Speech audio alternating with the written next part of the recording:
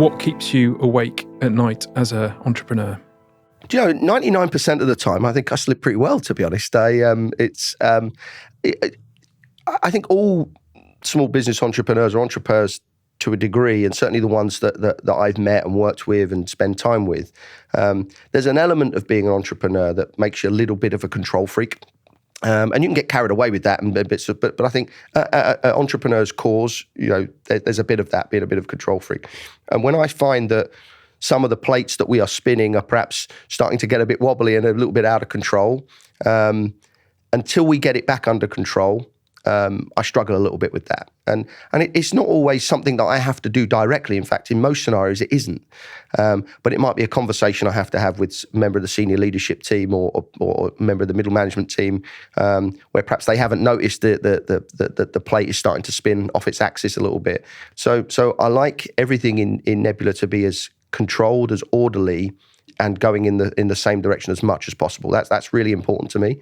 And when it starts to deviate off track, which happens in business for a myriad of different reasons, and sometimes beyond your control it happens. But I like us to be in control. And I think when we're perhaps not as in control as I'd like, I never think we completely lose control. I certainly hope we don't. But when perhaps that would be probably the biggest thing that affects my sleep. But as I say, luckily 99% of the time, Doug, I sleep like a baby. So yeah, and just to pick up on your plate analogy, has a plate ever spun completely out of control for you? I.e., what's been your biggest business mistake in your career? Yes, I think yes, it certainly has. I think I touched on this earlier. One of the things I think is when you're an entrepreneur and an opportunistic type person that I naturally am, you can have a bit of a tendency to butterfly to the next shiny thing and look at it and go, oh yeah, we can do this, we can diversify, and perhaps the early stages of iTech and that career, I was perhaps, that moth going to the shiny light, and we tried to do a myriad of different things.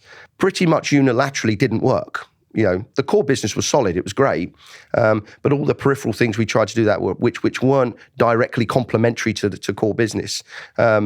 We spent time, money, resources that took away from the core business, and actually it had a detrimental effect on the core business because we were repointing those resources in different areas.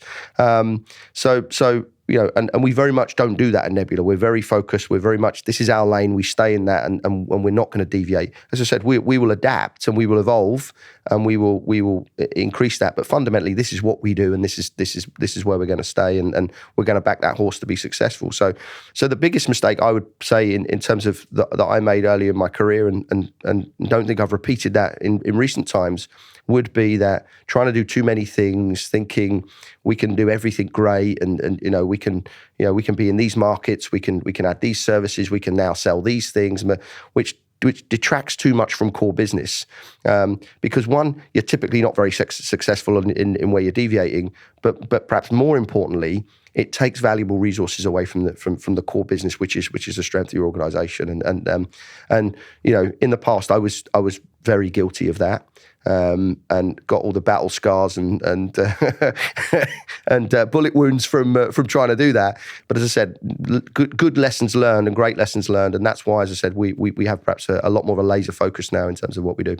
Yeah, definitely. And I would like to end on a question about your longer term vision for Nebula. So, where would you like it to be in maybe 3 to 5 years' time? Yeah, and we have we have a kind of 3-year plan from now in terms of where we want to get to. And as I said, obviously these plans are typically always around revenue and EBITDA growth, and we have that.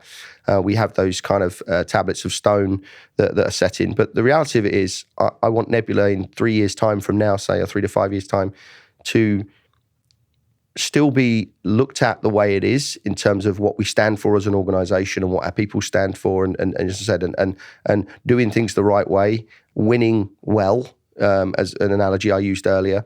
I would like to see lots more people in Nebula. I would like to see more international expansion development, which is on our roadmap for the next 24 months.